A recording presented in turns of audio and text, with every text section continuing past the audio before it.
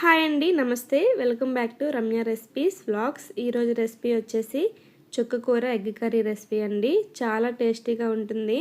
డిఫరెంట్గా ఈ విధంగా ఒకసారి ట్రై చేసి చూడండి, తప్పకుండా మీకు కూడా బాగా వస్తుంది.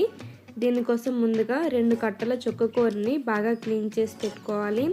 అలాగే ఒక 5-6 మీడియం సైజ్ టమాటాలని తీసుకొని బాగా క్లీన్ చేసుకొని ఈ చుక్కకూర ఈ టమాటాలని ముక్కలుగా కట్ చేసుకొని మిక్సీలో కచ్చా పచ్చాగా గ్రైండ్ చేసి పక్కన పెట్టుకోవాలి.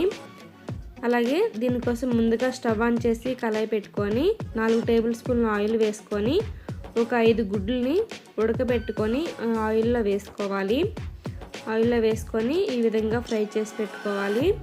తర్వాత 4 మీడియం సైజ్ టమాటాలని చిన్న చిన్న ముక్కలుగా కట్ చేసుకొని అలాగే 2 పచ్చిమిర్చి వీటి రెండింటిని ఆయిల్లో వేసుకొని ఈ విధంగా బాగా ఫ్రై చేసుకోవాలి.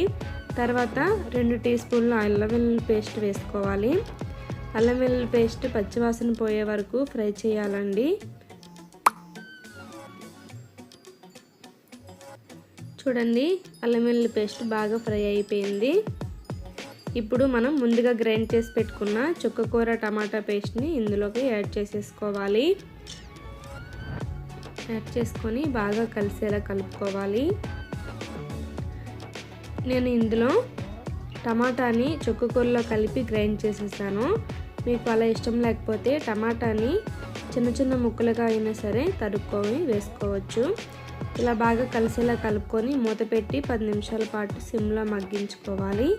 చూడండి, ఈ విధంగా ఉడుకుతుంది. ఇలా ఉడుకుతున్నప్పుడు ఇందులోకి ఉప్పు, కారం, పసుపు వేసుకుందాం. ముందుగా 1.5 టీ స్పూన్ సాల్ట్ వేసుకోవాలి. తర్వాత 1/2 టీ స్పూన్ పసుపు వేయాలి. 2 టీ స్పూన్ల కారం వేయాలి. కారం, ఉప్పు మీ టేస్ట్కి తగ్గట్టు యాడ్ చేసుకోండి. 3 వేసిన తర్వాత బాగా కలిసేలా కలుపుకోవాలి. చూడండి, కర్రీ కన్సిస్టెన్సీ అనేది ఈ విధంగా ఉండాలి. ఇందులో మనం ఇంకా వాటర్ యాడ్ చేయమండి. కర్రీ మొత్తం సిమ్లోనే ఉడికించుకోవాలి. ఇలా బాగా కలిసేలా కలుపుకున్న తర్వాత ముందుగా మనం ఫ్రై చేసి పెట్టుకున్న ఎగ్స్ని వేసేసుకోవాలి. ఎగ్స్ వేసుకొని బాగా కలుపుకొని ఇప్పుడు ఇందులోకి 1 టీ స్పూన్ ధనియాల పౌడర్ వేసుకోవాలి.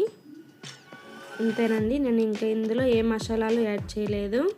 అలాగే చివరిగా కొంచెం కొత్తిమీరని చిన్న చిన్న ముక్కలుగా తరుక్కొని వేసుకుంటే కర్రీ రెడీ అయిపోతుంది. ఇలా వేసుకొని బాగా కలిసేలా కలుపుకుంటే చుక్కకూర ఎగ్ కర్రీ రెడీ అయిపోయిందండి.